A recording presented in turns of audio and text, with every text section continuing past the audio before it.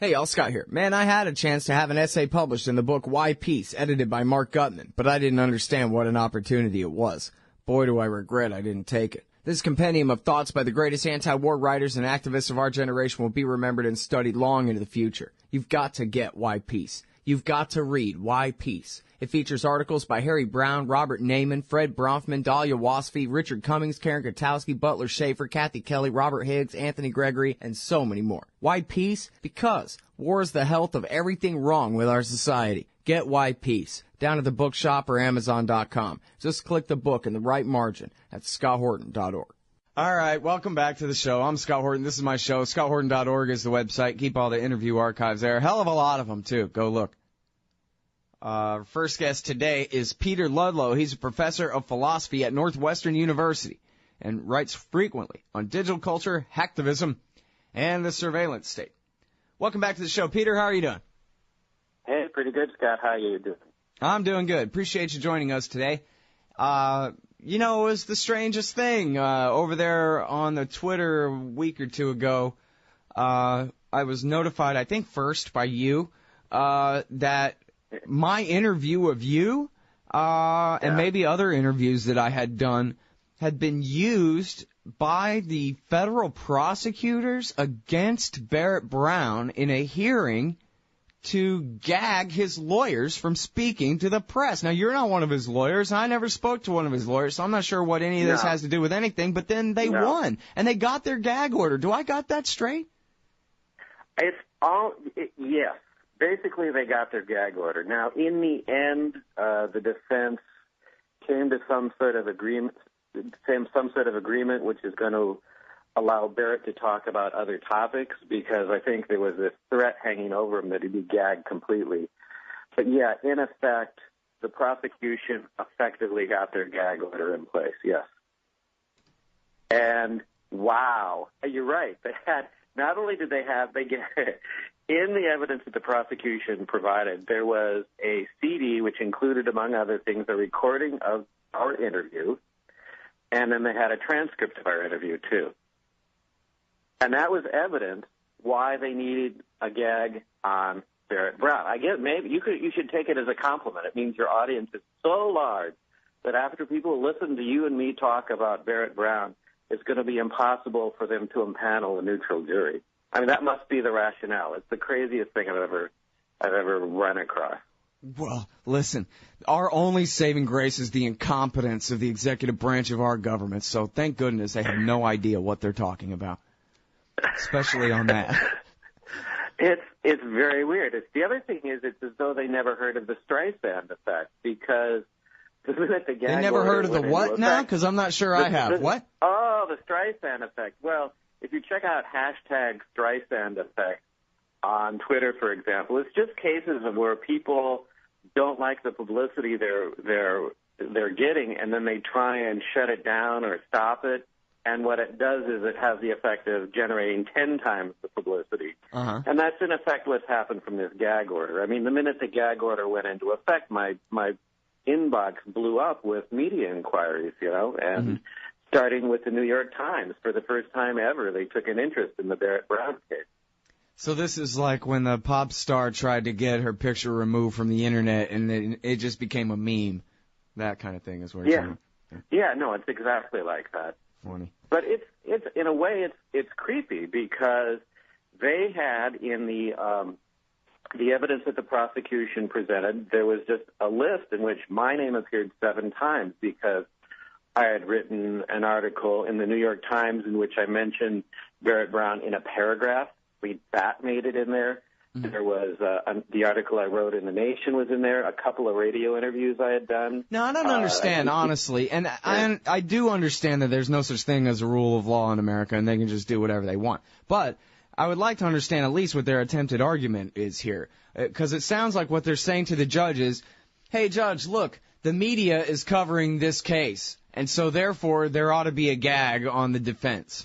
But I don't see how that follows, and I don't see, and look, it's the other Scott Horton is the lawyer. What the hell do I know about it? But I thought that it's perfectly fine for the media to cover criminal cases, and so what?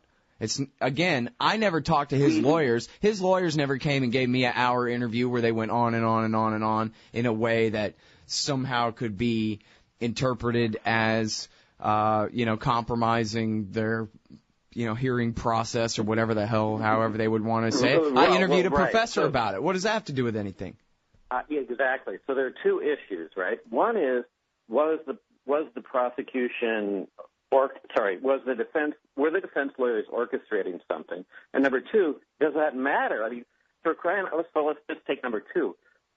Why should someone not have the constitutional right to defend their innocence in public with the media? I mean, what? So, in other words, if you were a paid possibly be more important. You're saying if you were a paid consultant working for his lawyers, then still, so what? You should still be able to come on the show.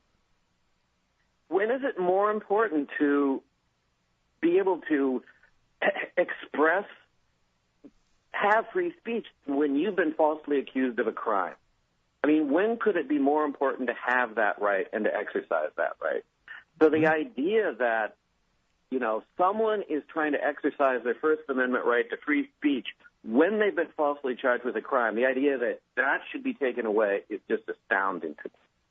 But second of all, I mean, this first point is, was the defense team even doing this? And the answer to that is no. It's just some fantasy that the prosecution invented. Right. Because my articles were written, my article for The Nation, for example, was written before the defense team was on board.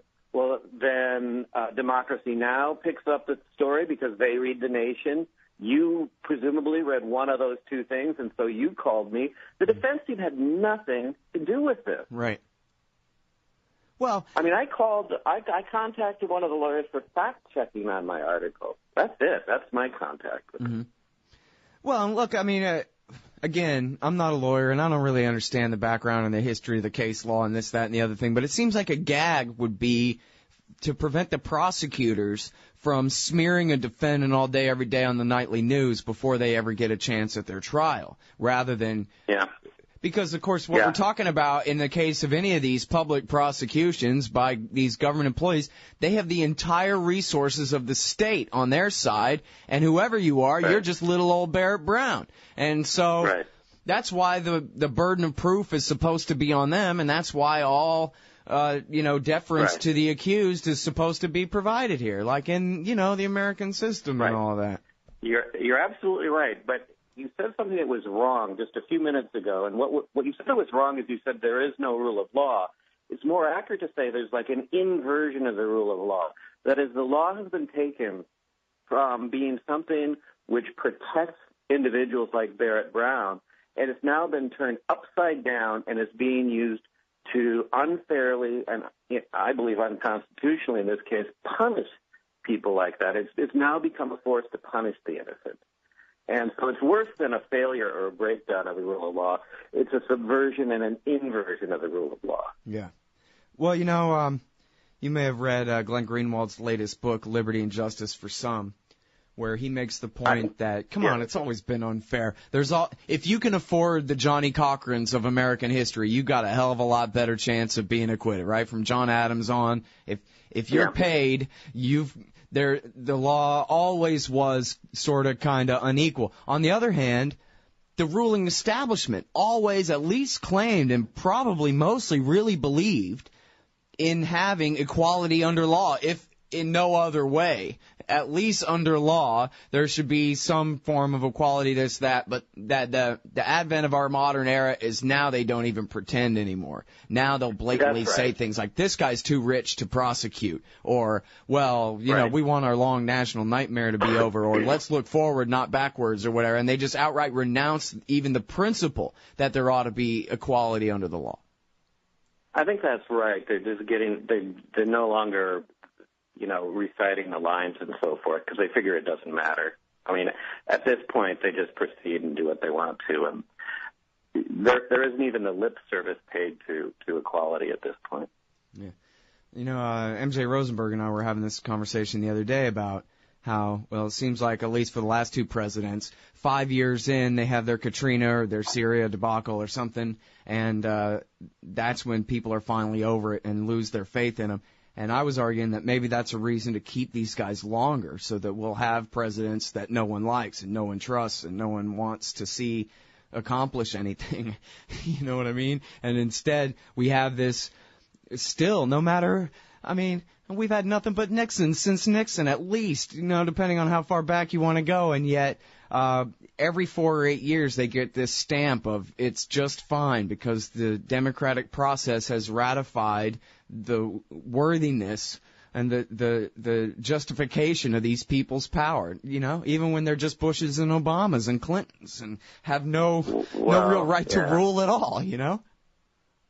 I think it's shameful the way Democrats are circling the wagons for Obama on this surveillance stuff and, you know, giving him a pass on the whole Snowden business and the NSA business. I think it's an embarrassment. I mean, you know, I used to be a big donor to Democratic Party, and they called me just yesterday. I said, no, I'm not going within 100 miles of you guys because you've circled the wagons around Obama on this business, you know, and the way he's in effect prosecuted people like Manning and now he's chasing down Snowden and so forth and letting the NSA continue with its unconstitutional behavior.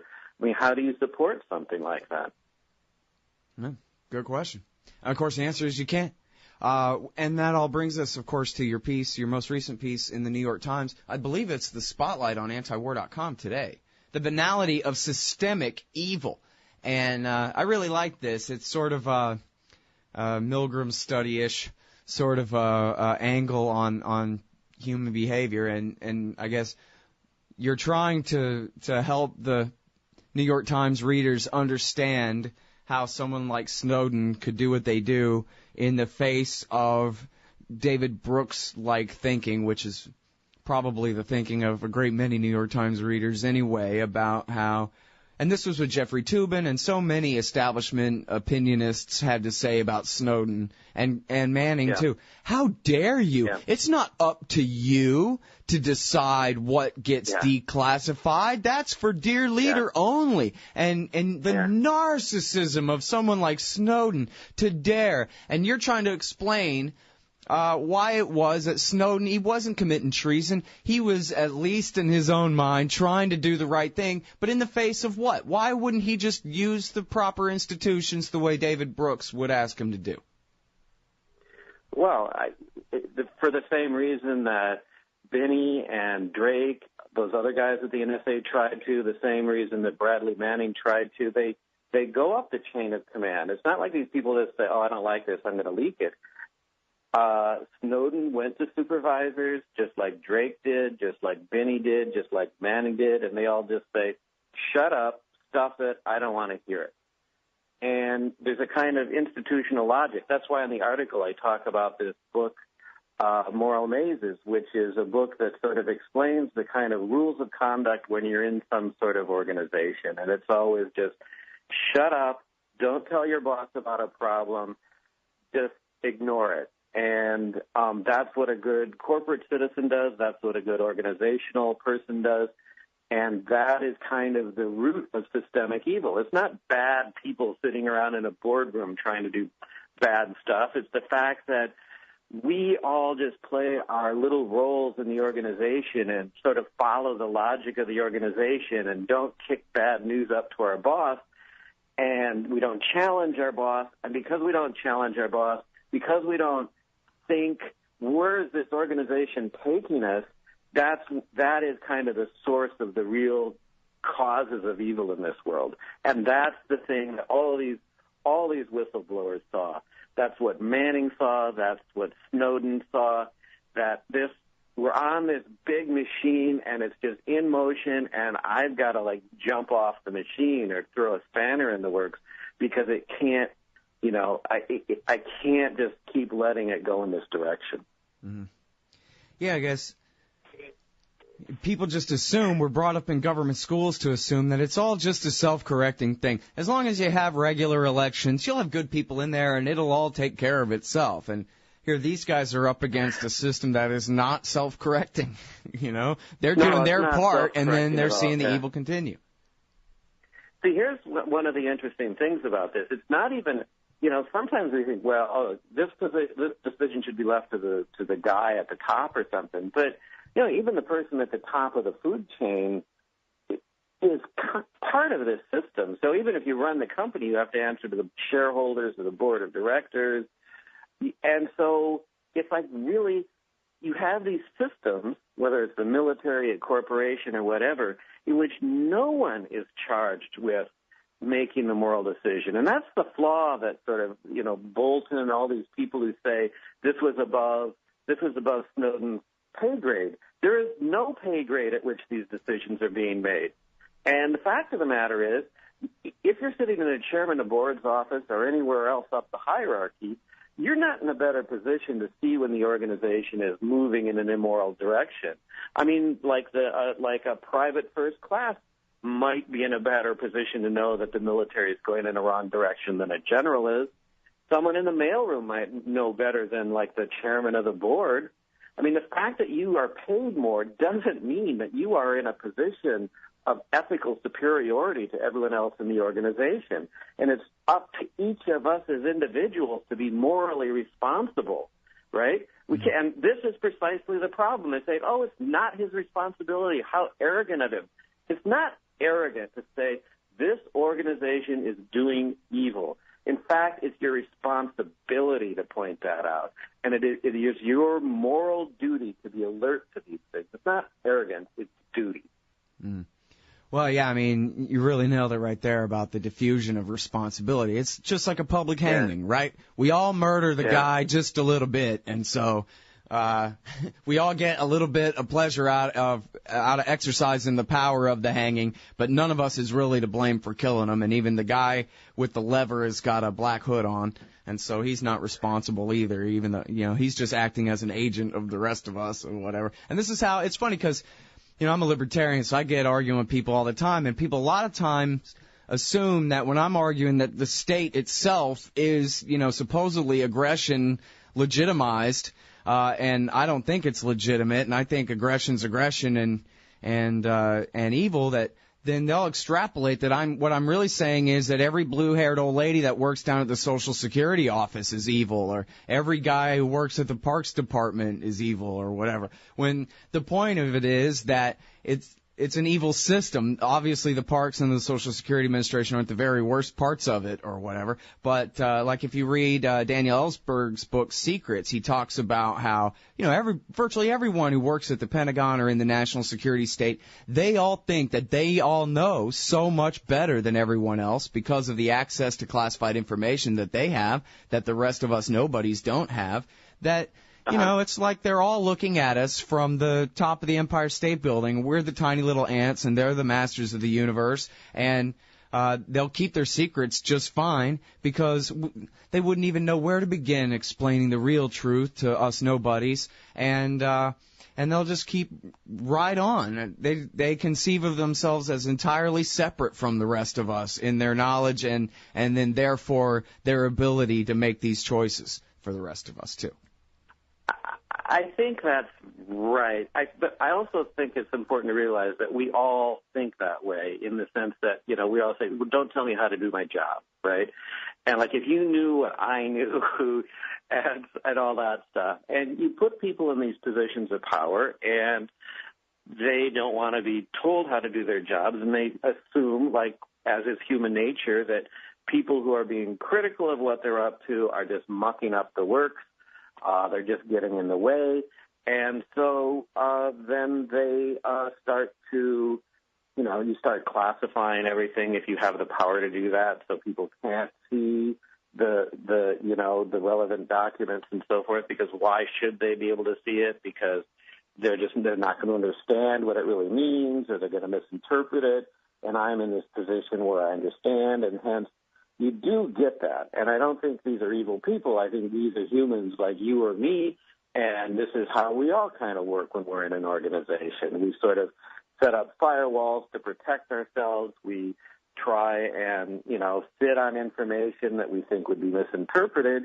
And it's not like, oh, my God, look at these evil people. It's like when you build an institution like that and put fellow human beings in it, this is the result that you get. Yeah. All right, now, remind us a little bit about Aaron Schwartz, because I think his story is a really important one, and the price he paid was the ultimate one, and it gets a mention in your article here. Right. I think I thought that Aaron's case was relevant. He wasn't working in a corporation or an organization per se, but he was, in some sense, part of a system, which is the distribution of knowledge. And he was very concerned that we have all this knowledge, that this scientific research we do, and people write papers, and it's paid for by public money. And then these are published, and then they're put behind a firewall so that only people who pay for it, or perhaps people that are affiliated with a research university, have access to it. And he thought that was a private theft of public culture, and so he downloaded a number of scientific journal articles that were behind a paywall. He downloaded them from an organization called JSTOR. He did this at MIT, and he was charged with violating the Computer Fraud and Abuse Act, which is to use a computer system in an unauthorized manner. And basically the government was charging him with 35 years in prison for this quote-unquote crime, and they drove him to suicide. And the real tragedy of this is that recently MIT came out with a report on the whole thing. This is after his death. And the conclusion of the MIT report said two things that are very interesting. One is that it's not clear at all that he violated the rules of access for MIT. So first of all, there's no evidence at all that he actually broke any law. And JSTOR, who held the documents, wrote a public message saying, we're not interested in pursuing this. We don't really care. Okay? So basically the guy was persecuted to death, threatened with 35 years in prison, and persecuted to death, literally to death, because of a non-crime.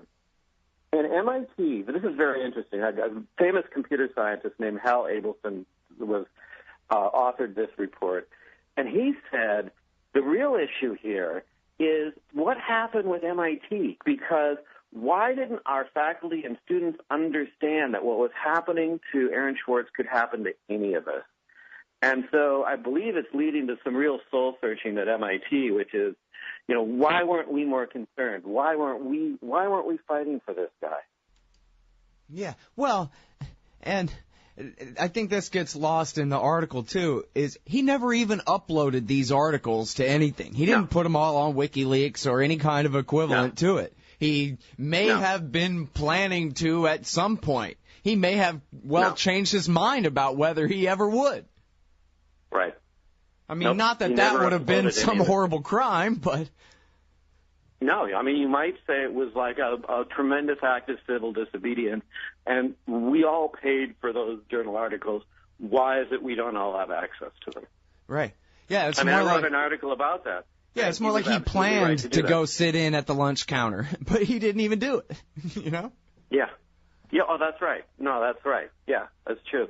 Like he got pulled over and arrested on the way to Woolworths. Right, yeah. To the lunch counter. Right, yeah, exactly. Well, and now the federal prosecutor here, people really, I'm enjoying the public mood in America right now, where an actual federal prosecutor is under some heat and has some, and maybe this is part of the Facebook and Twitterization of American political opinion and that kind of thing, too, where she's made herself famous now for driving poor Aaron Schwartz to suicide, and she's had some other problems, too, but it does go back to that whole thing about diffusion of responsibility, the people versus Aaron Schwartz. So she could really waterboard him 183 times to death or whatever she wanted, and it's still not her fault. It's not her responsibility.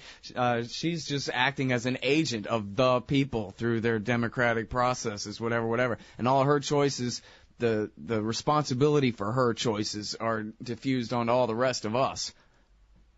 I think that's right. I mean, Holder backed her up. He said, well, we don't have an issue with the prosecution in this case. Now, there's a political dynamic in that case, and the only reason she's getting some heat is because she was an up-and-coming Democrat in Massachusetts, and people were even talking about her as a possible gubernatorial candidate. And so Darrell Issa, in the kind of staunch Republican in Congress, is investigating her. And so even though we can say, yeah, great, good job, Congress is doing its job in investigating this horrendous act of prosecutorial overreach, is probably, at the end of the day, it's just political stuff going on. Yeah. But, well, that's the best you can hope for, Yeah, I'll take what I can get. Right, exactly. Right. That's even in the design, right? Ambition must be made to check ambition. We'll just have a bunch of scumbag senators and congressmen and presidents investigating each other all the time. Hopefully they'll be too busy oppressing each other to enslave the rest of us completely anyway, Well, I think that was actually the reason we constructed, our system of government that we did with the checks and balances. It's just the founding fathers had a lot of problems, but they did get this part right. As long as you set it up so that the centers of power are like fighting each other or checking each other in some sense, hopefully things don't get completely out of control. Yeah, we need more of that too. And in fact, I think the American people in general agree with that, because all things being equal, if it's just the invasion of Iraq time, that kind of thing, that throws a variable in the works there or whatever. But for the most part, in off-year elections, the president's party loses in Congress. People will even though the parties aren't in the Constitution, where we use that as one extra check and balance, most of the time. Right. Anyway, well, and so that's good. In fact, the recent poll said that trust that government will do the right thing, make the right decision, et cetera, is at an all-time low, which is the best news I've seen since Rouhani and Obama writing nice letters to each other. I would say the problem is that there's a kind of thick system that sort of, it's not accidental that we get people that are trampling on rights or bombing willy-nilly. It means that there's something deeper going on, whether the government's been captured by corporate interests or something like that, and we end up basically prosecuting wars for our corporate donors or whatever, or whether, we're trampling on rights for similar reasons. I think that it's not. The first step is absolutely just for people to wake up and understand what's going on, and then we get to the hard problem about what's the source of this problem. What's the deep source? Let's not just cure the symptoms. Let's cause the cure. Let's cause the actual source of this. It's the empire. It's the empire. Ever since World War II, the military never went away like it was supposed to. And it's at the root of everything that's wrong, and everybody knows it, at least in their heart, Come on. Well, right. So it's the power to abuse. Right, that's what Harry Brown says. It's not the abuse of power, it's the power to abuse. When every aspect of our society is up to Congress to decide, well, then you're going to corrupt every aspect of your society. They have too much authority in the first place. It might be that this much power is going to be inherently problematic. That's a possibility. Yep. Although you would like to ask a question like, can something... an institution like the United States government, is there a way to make it less evil, or to engage less often in these kinds of wars of aggression or attacks on privacy and personal freedom? And these are difficult questions now. We've seen a bit of that. The ahead. people just stopped the war in Syria with a little help from Vladimir Putin, but that was the public said no to that. And I think the next time Amash introduces his NSA bill, we might see some real progress there too. So it's not impossible. We can hope for this, yeah. Mm-hmm. I think it's a deep problem, and you're going to have to root out the source of the problem. Whether it's corporate takeover of government, regulatory capture by corporations, they're going to be first of all, it's going to be difficult to isolate the problem, and second, it's probably going to be more difficult to actually do something about the problem. Can I just say one thing before I got to run? But Sure. I wanted to say, you were talking about diffusion of responsibility, and I just wanted to add here, my favorite example of that and my favorite illustration of that of all time is in the movie The Grapes of Wrath. And I don't know if you remember seeing that or if you ever saw it, but there's a great scene where this businessman comes out to this farm where these sharecroppers live. They're broke, they got nothing. He's going to foreclose on them, and they're like, well, who is responsible for this? It was the banker, and they just, no, it's not the banker. He's got to answer to someone in Tulsa, Tulsa, and then they got to answer to someone in New York. And then the guy is sitting there going, well, who do we shoot? And then the guy in the car goes, I wish I knew, buddy. I wish I knew, because it's all diffused. There's no one individual is actually responsible. The problem is we're in the middle of a sick system. Yeah. That's the problem. It's a systemic problem. It's not that there are bad people in the government or bad people running the show. It's a sick system. Yeah, and boy, now it's even worse because now it's, hey, the computer says. So it's not even the person you can't find. It's the computer screen you can't find to point your finger at and blame, True enough. Yep. All right, hey, listen, I really appreciate your time back on the show, Peter. All right, thanks, Scott. Appreciate it. Talk to you again someday. Bye. All right, everybody, that's Peter Ludlow. He's a professor of philosophy at Northwestern University, and his latest in the New York Times, it's opinionator.blogs.newyorktimes.com. The banality of systemic evil.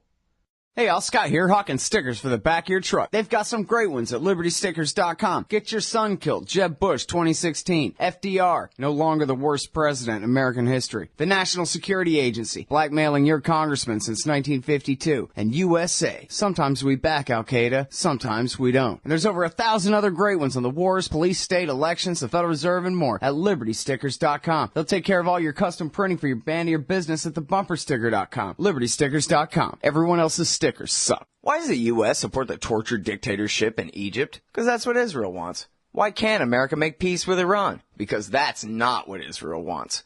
And why do we veto every attempt to shut down illegal settlements on the West Bank? Because it's what Israel wants. Seeing a pattern here? Sick of it yet?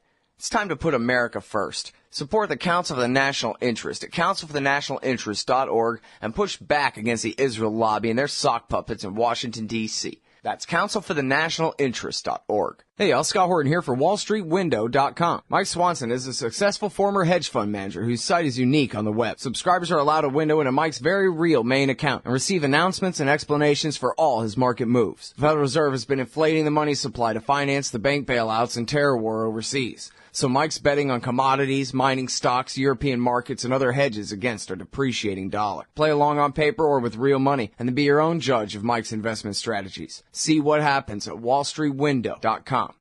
So you're a libertarian, and you don't believe the propaganda about government awesomeness you were subjected to in 4th grade. You want real history and economics. Well, learn in your car from professors you can trust with Tom Woods' Liberty Classroom. And if you join through the Liberty Classroom link at scotthorton.org, we'll make a donation to support The Scott Horton Show. Liberty Classroom, the history and economics they didn't teach you.